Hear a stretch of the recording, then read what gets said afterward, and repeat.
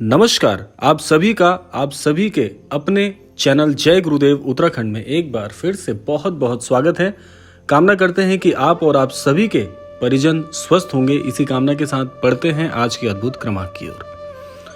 आज का ये अद्भुत क्रमांक आप सभी के बहुत सारे प्रश्नों पर आधारित है। आज आप सभी के बहुत से प्रश्नों का प्रत्युत्तर आपको इस क्रमांक से प्राप्त होने वाला है। साथ साथ ही श्री महाराज जी के वचनों को इसमें हम शामिल करेंगे और बताएंगे कि कैसे आप महाराज जी की अमृत वाणी को अपने जीवन में प्रवेश कराकर अपने भाग्य का उदय कर सकते हैं। तो आइए बिना देर किए हुए बढ़ते हैं आज के अद्भुत क्रमांक की ओर। महाराज जी का एक बड़ा ही अद्भुत कथन है जो आप सभी के बड़े काम आने वाला है। महाराज जी कहते हैं कि जिस भक्त की भक्ति अपने परमेश्वर पर होती है, ऐसे भक्त के लिए सब कुछ सामर्थ्यवान सा हो जाता है और ऐसा भक्त प्रत्येक कार्यों को अपने सामर्थ्य अनुसार पूर्ण करने में पूरी तरह से सफल रहता है। अब देखिए, ये जो वाक्य महाराज जी का है, इस वाक्य में अपने आप में बहुत से प्रत्युत्तर शामिल हैं। अगर इस वाक्य को आप बड़ी गौर से, बड़ी गहनता से समझने का प्रयास करते हैं तो शायद ही आपके जीवन में कभी कोई बड़ी परेशानी टिक पाएगी। आप सभी का जो आत्मविश्वास है वो बहुत बढ़ जाएगा। महाराज जी के इस अद्भुत वाक्य से आप इस वाक्य को अपने जीवन में कैसे प्रयुक्त कर सकते हैं। देखिए, महाराज जी कहते हैं कि जिस अनन्य भक्त की भक्ति पूर्ण सामर्थ्य के साथ होती है, ऐसा भक्त सब कुछ प्राप्त करने में सामर्थ्यवान हो जाता है। अब बात करते हैं आज के युग की। आज के युग में होता क्या है, हम सभी क्या गलतियां कर रहे हैं। हम सबसे बड़ी गलती यह करते हैं कि हम प्रारंभिक दौर में तो अपनी भक्ति को चरम तक ले जाते हैं, लेकिन जैसे जैसे जीवन में थोड़ी सी परीक्षा ईश्वर के द्वारा ली जाती है तो हम सभी वहां पर असफल हो जाते हैं। आप ये प्रश्न आप स्वयं से भी पूछ सकते हैं। आप एक बार ये स्वयं से पूछ के देखिएगा कि क्या आपका विवेक आप खो नहीं बैठते हैं। जब भी जीवन में कोई परेशानी आती है तो उस समय हम सभी के हाथ पैर फूल जाते हैं। हम जिस ईश्वर पर, जिस इष्ट पर, जिस भी अपने गुरु पर पूर्ण विश्वास करते हैं, वह पूर्ण विश्वास चकनाचूर हो जाता है और यहीं पर हम वे सबसे बड़ी गलती कर बैठते हैं। क्योंकि देखिए, जीवन जो है बड़ा ही अनमोल है और इस अनमोल जीवन के साथ साथ एक बात आपको अपने मस्तिष्क में रखनी होगी कि ईश्वर जीवन में आपकी परीक्षा लेते हैं, आपकी धैर्य की परीक्षा लेते हैं, आपके भक्ति भाव की परीक्षा लेते हैं, साथ साथ ही आपके विवेक और आपके सत्य वचनों की भी परीक्षा लेते हैं। तो इन परीक्षाओं में यदि हम अनुत्तीर्ण हो जाते हैं तो हमारे जीवन में कष्ट हमें ऐसे दिखने लग जाते हैं कि जैसे ये कष्टों का पहाड़ हमारे ऊपर टूट पड़ेगा। और ये केवल आपके साथ नहीं होता, ये लगभग सभी के साथ होता है। और एक बात मैं आपसे और कह दूं कि जीवन में कभी भी ये मत सोचिएगा कि दुख जीवन में प्रवेश नहीं करेंगे। और ये बात बहुत सटीक है, क्योंकि जितने भी ऐसे अनन्य भक्त हुए हैं, जितने भी साधु संत हुए हैं और स्वयं परमेश्वर भी जब इस धरा पर अवतरित हुए हैं तो उनके जीवन में भी परीक्षाओं का दौर क्रमशः आता गया है। आज अगर आपको सफलता मिल रही है तो आप यह मान के मत चलिए कि ये सफलता ऐसे ही जीवन में बनी रहेगी। ये सफलता भी धीरे धीरे आपके जीवन में परीक्षा के उपरांत जीवन में उतार चढ़ाव के दौर भी आएंगे, कठिनाइयां भी आएंगी। कभी कभी आपका मान भ्रष्ट भी होगा, कभी पद भ्रष्ट भी होगा, लेकिन आपको क्या करना है। अब यहाँ पर सबसे महत्वपूर्ण बात आती है कि आपको करना क्या है।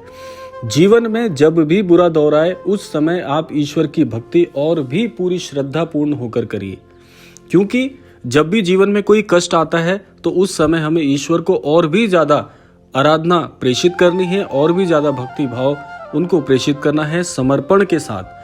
जब आप ऐसा करेंगे तो क्या होगा कि आपकी भक्ति और गूढ़ होते चली जाएगी। जब भी कष्ट आए तो आप जीवन में इस प्रकार से उसका स्वागत करें जैसे आप अपने जीवन में सुख का स्वागत करते हैं। अब आप ये सोच रहे होंगे कितनी मूर्खतापूर्ण बात है ये। देखिए, जब भी जीवन में दुख आते हैं, जब तक आप सुख और दुख के भाव को समानांतर प्रकार से नहीं देखेंगे तब तक जीवन में कष्ट बहुत भारी आपको लगेगा। और महाराज जी, एक वाक्य महाराज जी का और मैं आपको बता दूं। महाराज जी कहते हैं कि जो व्यक्ति, जो भी अनन्य भक्त जीवन में समता का भाव रखते हैं, समानांतर भाव रखते हैं, ऐसा व्यक्ति जीवन में कभी भी पदभ्रष्ट नहीं हो सकता। उसको कोई भी स्थिति परिस्थिति कभी भी डिगा नहीं सकती। और ऐसा मनुष्य बनने के लिए आपको सबसे पहले समता का भाव रखना होगा। ये समता का भाव आएगा कैसे? ये समता का भाव ऐसे आएगा कि आप मन को पहले ही तैयार करके रखिए कि जीवन में सुख और दुख का क्रम क्रमशः चलता ही रहेगा। इसे कभी आप रोक नहीं सकते। आपने जीवन में चाहे कितना ही ज्ञान अर्जित कर लिया हो, लेकिन यह जो ज्ञान है ये बड़ा ही अमूल्य है, क्योंकि आपको यह अपने जीवन में इसको परिवर्तित करके रखना होगा कि हर भाव, हर स्थिति, हर परिस्थिति, हर प्रकार की घटनाएं आप अपने जीवन में एक स्वरूप और एक समानांतर भाव से देखिए, आपका जीवन पूरी तरह से पलट जाएगा। और यह बात 100% सत्य है, क्योंकि जो व्यक्ति अपने जीवन में स्थिति परिस्थितियों को ना देखते हुए हर प्रकार की घटनाओं को, हर प्रकार के स्वरूप को एक भाव से देखते हैं, ऐसे व्यक्ति जीवन में सदैव सफल होते हैं। देखिए, जहां तक बात आती है आपकी भक्ति की, अब आपको क्या करना है भक्ति के आध्यात्म के मार्ग पर। आपको अपनी भक्ति को भी ऐसा ही भाव प्रदान करना है कि आप ये मान के चलिए कि आप जो भक्ति कर रहे हैं, आप जो पूजा समर्पित कर रहे हैं, जो भी आपकी आराधना है, उसमें आप और भी ज्यादा प्रभाव डालिए जब भी समय विपरीत आता है। ऐसा करने से आपकी एक आदत बनेगी। अब देखिए, आपके भाग्य में परिवर्तन कैसे होगा, कैसे आप अपने भाग्य को वशीभूत कर सकते हैं स्वयं के। सबसे पहली बात यही है कि कष्ट में कभी घबराना नहीं है। सबसे पहले कुछ मैं आपको मूल बिंदु बता रहा हूं। सबसे पहला मूल बिंदु यही है, अपना आपा, अपना विवेक नहीं खोना है। जब भी दुख का जीवन में प्रवेश होता है तो आप उसका वैसे ही स्वागत करिए जैसे सुख का करते हैं। ईश्वर को धन्यवाद करिए कि हे ईश्वर, आपने परीक्षा लेने के लिए मुझे चुना है और आपकी परीक्षा में निश्चित तौर पर मैं सफल होकर आऊंगा। ऐसी आप ईश्वर से प्रार्थना कर सकते हैं।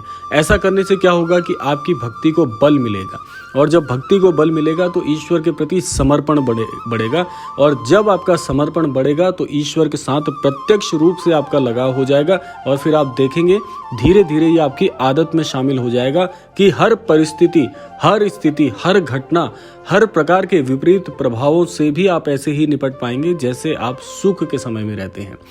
दूसरी सबसे बात है कि चेहरे पर एक संतोष का भाव आपके आना चाहिए। ये सबसे बड़ा नियम है कि जो व्यक्ति संतुलन और संतोष के साथ जीवन जीते हैं, ऐसा व्यक्ति कभी भी जीवन में मात नहीं खा सकते।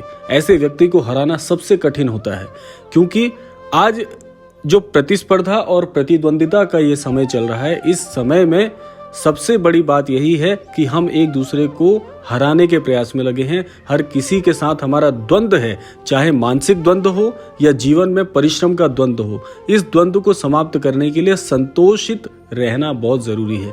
जो कुछ भी ईश्वर की कृपा से, ईश्वर की दया से आज आपको मिला हुआ है, उसके लिए ईश्वर को धन्यवाद करिए और संतोष व्यक्त कीजिए।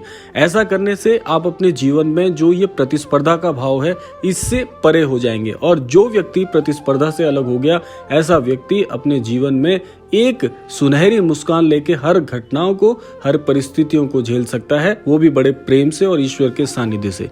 ये सबसे बड़ा नियम है।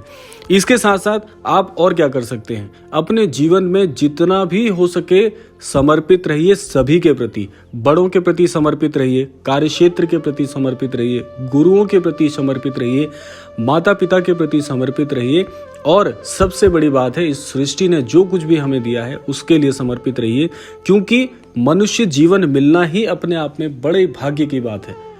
आप स्वयं जानते हैं कि हमारे धार्मिक शास्त्रों में कितनी हजारों लाखों योनियों के बाद ये मनुष्य जीवन आपको मिला है, और इसको अनमोल समझना चाहिए। ये जीवन आपको यूं ही नहीं मिल गया। आपके कुछ पुण्य कर्म होंगे, बहुत पुण्य कर्म होंगे, आप आस्थावान रहे होंगे, ईश्वर के चरणों में जीवन आपने बिताया होगा, तब जाकर आपको ये मनुष्य जीवन ईश्वर ने प्रदान किया है।